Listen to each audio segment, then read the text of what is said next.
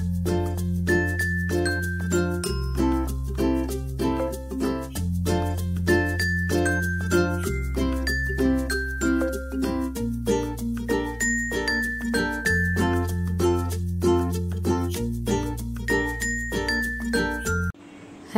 Guys, আসসালামু আলাইকুম। সবাই কেমন আছেন? আশা করছি সবাই ভালো আছেন। আল্লাহর রহমতে আমরাও ভালো আছি। তো আমার বাসার কাজ চলছে, এটা অনেকেই জানেন। তো লাস্ট মোমেন্টের কিছু কাজ চলছে। এখানে হচ্ছে আদিয়ানের ঘরে আলমারি আর একটি টেবিল বানাবো, তো এটার কাজ চলছে। আর মোটামুটি অনেক কাজই শেষ হয়েছে, তো আপনাদেরকে পুরোটা শেষ করে অবশ্যই বলবো আর দেখাবো।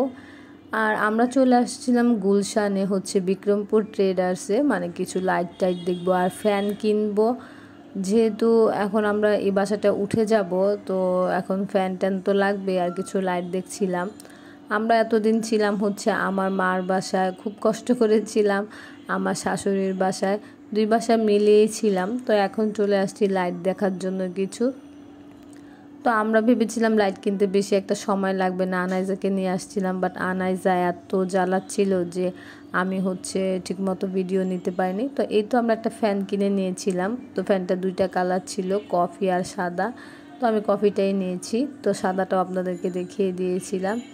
আর এখানে অনেক ধরনের লাইট আছে, এত সুন্দর সুন্দর লাইট ছিল যে কোনটা রেখে কোনটা নিব সেটাও বুঝছিলাম না।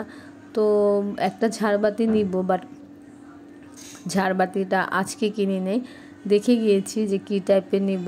আর এছাড়াও ছোট একটা বাতি নিয়েছি রিং টাইপের, আরও কিছু বাতি নিয়েছি মানে লাইট। তো সব কিছু মিলিয়ে লাইটগুলো খুবই সুন্দর। যে আমি এরকম রিং টাইপের একটা লাইট কিনেছিলাম, তো লাইটগুলো আসলে অনেক সুন্দর ছিল আর সব কিছুই দেখতে ভাল লাগছিল। বাট প্রাইসও সেরকমই ছিল। আমি আমার ডাইনিং টেবিলের উপর একটা লাইট পছন্দ করেছিলাম, সেটার প্রাইস ছিল 18,000 মেবি। আর আমি নবাবপুরেও গিয়েছিলাম, আর এটা হচ্ছে গুলশানে। তো নবাবপুরে আর গুলশানে দামের তেমন কোনো ডিফারেন্টই পেলাম না, বাট গুলশানের কালেকশন একটু বেশি। তো সব কিছু মিলে হচ্ছে আমরা কিছু লাইট আর ফ্যান কিনে নিলাম। আর এই তো এটা হচ্ছে গুলশান 2 মোড়ে। আপনারা এখানে আসলেই দেখবেন যে বিক্রমপুর ট্রেডার্স আছে, আরও কিছু লাইটের দোকান আছে। যেহেতু আমাদের উনি পরিচিত, আমরা এই দোকান থেকেই নিয়ে নিয়েছি।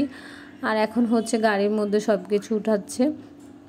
ভিডিওটা এতক্ষণ পর্যন্ত ধৈর্য সহকারে যারাই দেখেছেন, তাদের যদি কোনো অংশ একটু ভালো লেগে যায় তাহলে অবশ্যই অবশ্যই সাবস্ক্রাইব করে দিবেন আর একটি লাইক দিয়ে আমার পাশেই থাকবেন। যেহেতু আমি বাসার কারণে ঠিকমতো ভিডিও দিতে পারছি না, আশা করছি কয়দিন পর ঠিক হয়ে যাবে। আল্লাহ হাফেজ।